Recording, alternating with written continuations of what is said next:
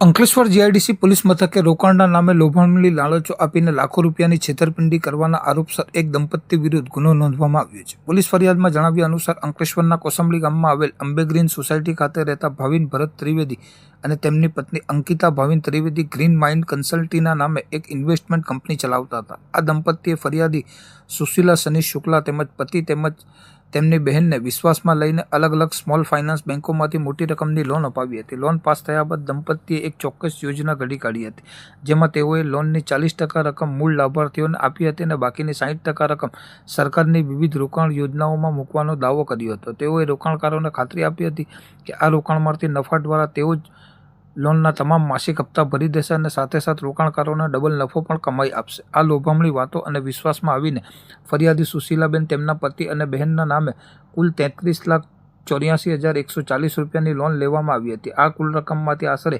19,01,925 રૂપિયા આરોપી ભાવિન ત્રિવેદી અને તેની પત્ની અંકિતાએ પોતાના ગ્રીન માઇન્ડ કન્સલ્ટીના બેંક ખાતામાં ટ્રાન્સફર કરાવી લીધા હતા। ફરિયાદીનો વિશ્વાસ જાળવી રાખવા માટે આરોપી દંપતીએ શરૂઆતના લગભગ 5 મહિના સુધી નિયમિત રીતે આશરે 2,41,000 જેટલા લોનના હપ્તા ભર્યા હતા, પરંતુ ત્યારબાદ અચાનક જ હપ્તા ભરવાનું બંધ કરી દીધું હતું। બેંકમાંથી નોટિસ આવતા જ્યારે ફરિયાદીએ આ અંગે કડક પૂછપરછ કરી ત્યારે આરોપી દંપતીએ નોટરી કરાર કરીને ભવિષ્યના તમામ હપ્તા પોતે જ ભરવાની લેખિત બાહેધરી પણ આપી હતી। જોકે આ કરાર છતાં ઇન્વેસ્ટમેન્ટના નામે 19 લાખથી વધુની રકમ મેળવી લીધા બાદ આરોપીઓએ વાયદા મુજબ કોઈ જ લાભ આપ્યો ન હતો અને હાથ ઊંચા કરી લીધા હતા। અંતે પોતાની સાથે મોટી છેતરપિંડી થઈ હોવાનો અહેસાસ થતાં ફરિયાદીએ અંકલેશ્વર જીઆઈડીસી પોલીસ મથકે ન્યાયની ગુહાર લગાવી હતી। પોલીસે આ સમગ્ર મામલે ગુનો નોંધીને કાયદેસરની કાર્યવાહી હાથ ધરી છે અને આરોપી દંપતી પૈકીના પતિ ભાવિન ત્રિવેદીની ધરપકડ કરી આગળની તપાસ શરૂ કરી છે।